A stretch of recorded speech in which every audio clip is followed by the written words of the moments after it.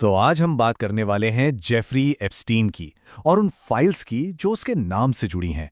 ये एक बहुत ही उलझी हुई और सच कहूं तो अब तक अधूरी कहानी है। एक ऐसी कहानी जिसमें पैसा, बेहिसाब ताकत और बहुत गहरे राज सब कुछ आपस में गुथा हुआ है। तो चलिए कहानी की शुरुआत करते हैं इसके सबसे बदनाम, सबसे कुख्यात हिस्से से। एक ऐसी जगह जो सुनते ही सबका ध्यान अपनी ओर खींच लेती है। तो सवाल यही उठता है, सबसे बड़ा सवाल, कि आखिर इस एप्स्टीन आइलैंड का राज क्या था? ऐसा क्या होता था वहां जो आज भी एक रहस्य बना हुआ है? तो ये जो एप्स्टीन का प्राइवेट आइलैंड था ना, लिटिल सेंट जेम्स, ये रहस्यों का गढ़ था। जरा सोचिए, एक सुनसान द्वीप के बीचों बीच एक अजीब मंदिर जैसी बिल्डिंग। क्यों? अफवाहें तो ये भी थीं कि वहां जमीन के नीचे गुप्त सुरंगें हैं। चप्पे चप्पे पर सीसीटीवी कैमरे लगे थे। और तो और, उसका एक प्राइवेट जेट था जिसे मीडिया ने एक बहुत ही बदनाम नाम दिया था, लोलिता एक्सप्रेस। यही जेट दुनिया भर से खास मेहमानों को इस अलग थलग दुनिया में लेकर आता था। ये सारी बातें किसी बहुत बड़े और बहुत ही काले राज की तरफ इशारा कर रही थीं। तो आखिर ये आदमी था कौन, जेफरी एप्स्टीन? देखिए, उसकी कहानी शुरू होती है 1970 के दशक में। तब वो एक स्कूल में मैथ्स का एक मामूली सा टीचर था और फिर अचानक कुछ ही सालों में वो वॉल स्ट्रीट का एक बहुत बड़ा फाइनेंसर बन गया। लेस्ली वेक्सनर जैसे अरबपतियों का पैसा मैनेज करने लगा। अब एक स्कूल टीचर से सीधे वॉल स्ट्रीट का किंग बनना, ये छलांग जितनी तेज थी ना, उतनी ही रहस्यमयी भी। और उसकी दौलत, उसका तो कोई हिसाब ही नहीं था। मतलब मैनहट्टन में शहर की सबसे बड़ी प्राइवेट हवेली उसकी थी। न्यू मैक्सिको में 75,000 एकड़ का एक बहुत बड़ा फार्म, पेरिस में एक शानदार अपार्टमेंट, और हाँ, वो 72 एकड़ का प्राइवेट कैरिबियन आइलैंड तो था ही। एक तरफ ये आलीशान जिंदगी थी और दूसरी तरफ उसके छिपे हुए गुनाह। दोनों में जमीन आसमान का फर्क था। पैसा तो था ही, लेकिन एप्स्टीन की असली ताकत थी उसके कनेक्शंस। चलिए अब बात करते हैं उन पावरफुल लोगों के जाल की जो उसके चारों तरफ बुना हुआ था।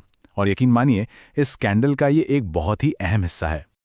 एप्स्टीन के आसपास सिर्फ अमीर लोग नहीं, बल्कि दुनिया के सबसे ताकतवर लोग थे।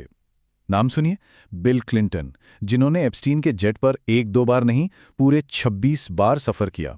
90 के दशक में डोनाल्ड ट्रंप उसके दोस्त और पड़ोसी हुआ करते थे।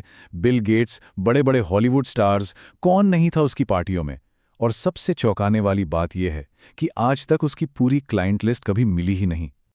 अब इस पूरे मकड़जाल में एक और किरदार था जो शायद एप्स्टीन जितना ही अहम है, घिस्लेन मैक्सवेल। वो एप्स्टीन की सबसे करीबी सहयोगी थी। उसका काम, नाबालिग लड़कियों को ढूंढना, उन्हें बहलाना फुसलाना और फिर एप्स्टीन के लिए उनकी तस्करी करना। उसे इस पूरे ट्रैफिकिंग नेटवर्क का मास्टरमाइंड माना जाता है। एप्स्टीन के इन पावरफुल दोस्तों में से एक पे गाज भी गिरी। हम बात कर रहे हैं ब्रिटेन के प्रिंस एंड्रू की। वर्जीनिया गूफ्रे नाम की एक पीड़िता ने आरोप लगाया कि जब वो सिर्फ 17 साल की थी तो प्रिंस ने उसका यौन शोषण किया था। फिर दोनों की एक तस्वीर सामने आई जो पूरी दुनिया में वायरल हो गई। नतीजा, प्रिंस एंड्रू को अपनी शाही पदवियां छोड़नी पड़ी और बाद में एक बहुत बड़ा समझौता भी करना पड़ा।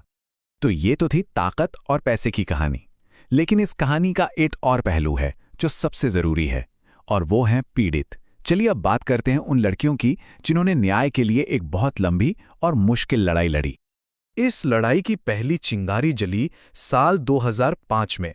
तब कर्टनी वाइल्ड नाम की एक पीड़िता ने बहुत हिम्मत दिखाई और फ्लोरिडा में एप्स्टीन के खिलाफ पहली पुलिस रिपोर्ट दर्ज कराई।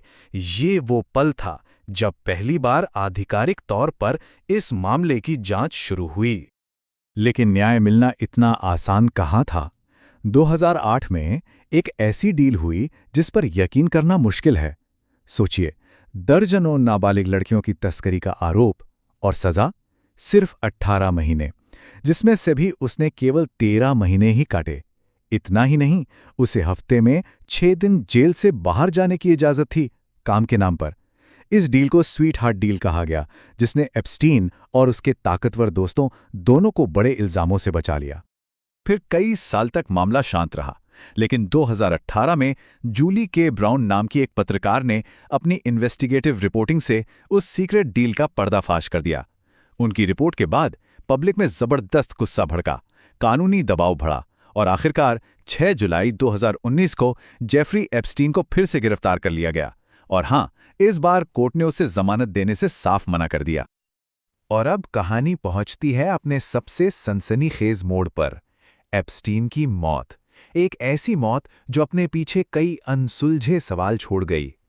ट्रायल शुरू होता और वो कई बड़े नाम लेता।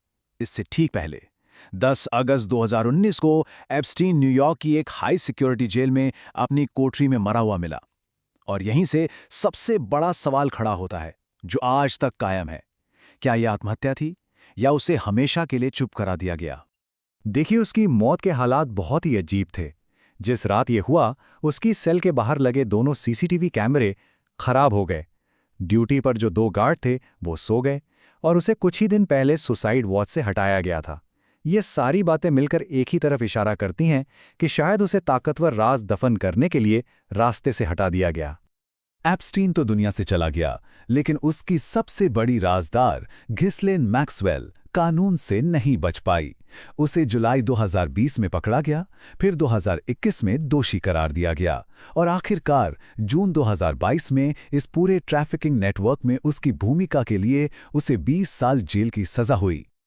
और अब बात करते हैं उन एप्स्टीन फाइल्स की। हाल ही में कोर्ट के ऑर्डर पर इस केस से जुड़े कुछ दस्तावेज पब्लिक किए गए हैं। कुछ हजार पन्ने सामने आए हैं, लेकिन ये तो सिर्फ शुरुआत है। कहा जा रहा है कि अभी भी 10 लाख से ज्यादा पन्ने सील बंद लिफाफों में हैं। जरा सोचिए, उनमें अभी और क्या क्या छिपा होगा। तो आखिर में हम फिर से वहीं आकर खड़े हो जाते हैं। लाखों पन्ने अभी भी बंद हैं। कई ताकतवर लोगों के नाम अभी भी पर्दे के पीछे हैं। सबसे बड़ा सवाल यही है कि इन एप्स्टीन फाइल्स में और कौन-कौन से राज दफन हैं। ये एक ऐसी कहानी है जो सच में अभी खत्म नहीं हुई है।